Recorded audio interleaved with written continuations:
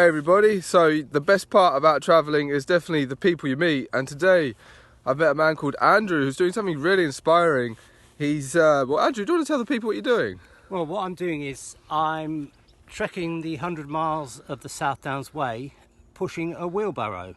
And why are you doing this? I mean, if people remember a little while back, I was the wheelbarrow man, and I was delivering leaflets down the road, and you know, it was a big hoo-ha once I got stopped by the police. But what they said was not an everyday occurrence, so they had to stop me. So it's a lot of. Well, the reason I'm doing it is I'm a volunteer for Maidstone Homeless Centre, Maidstone Daycare, as on the T-shirt, There we are. and Maidstone Homeless Care. Yeah. And they support homeless people who have, for no fault of their own, found themselves on the streets and just need a bit of support during the day, with accommodation, help with accommodation to find it. Obviously things like showers, teas, coffees, and the important thing is that they're the practical things, but what they really don't get is like friendship and camaraderie,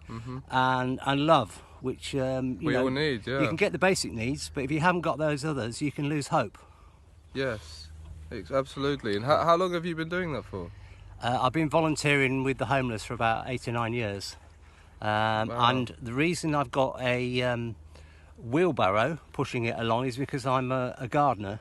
I've got my own business. And Symbolic. Yeah. I like that. So the idea is that homeless people have a transient nature. They kind of have to keep moving with all the gear. Whereas when I'm gardening, I have to keep moving with all my gear in the barrow. Yes. So that's how I came up with the idea that I could push myself to my limits, just as the homeless people have to push themselves to the limits.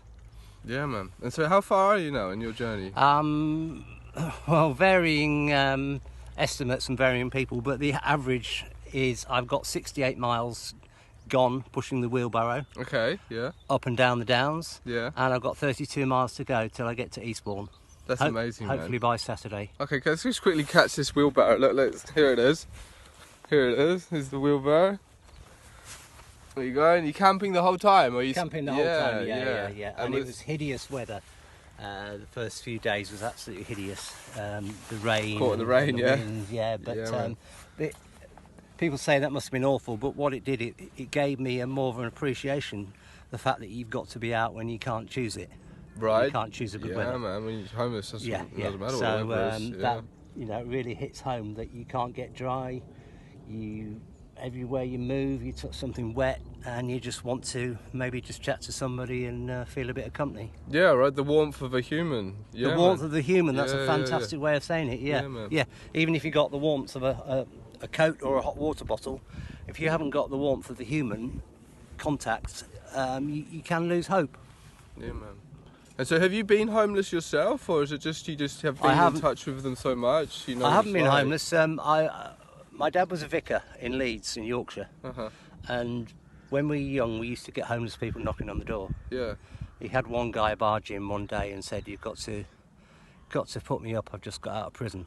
Wow. Okay. So yeah, we right. always used to have homeless people in the study. Yeah.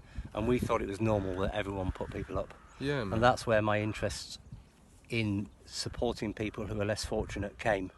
So I've never been homeless apart from a student when I lived in a tent for 6 weeks. Okay, but was that by choice to do that? Yeah, what I did was I was a student doing an ecology course, and I worked at a fruit and veg packing factory in Suffolk. Okay. And overnight I slept in the tent.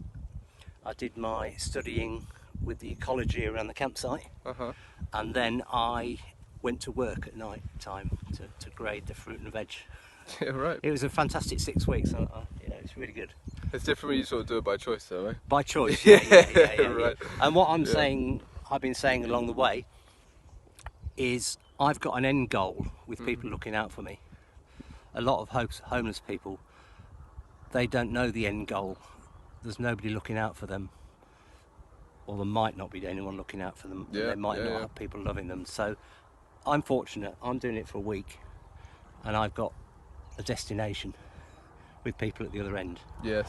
But but it still gives me a tiny insight to what it's like. Absolutely. And what's the support been along the way from people that you've met? Amazing. I've had cyclists giving me £20. I had a man at the top of the hill doing yoga. Because you're raising money, right? Raising money, Yes, yeah. yes. So far, I'm aiming to get £5,500, which is £100 for every year of my life, because I'm 55. Nice. So I'm aiming to get 5,500, and I've got so far I'm about a third of the way. I've got about £1,700. So It's amazing. just man. halfway through the walk, I've already got that. Brilliant. And if anyone is interested in keeping updates on getting a link to a donation page, just go to Facebook and type in Maidstone Homeless Care. Yeah, and I'll put the link in the video as well. Fantastic. But yeah, thank you, Andrew.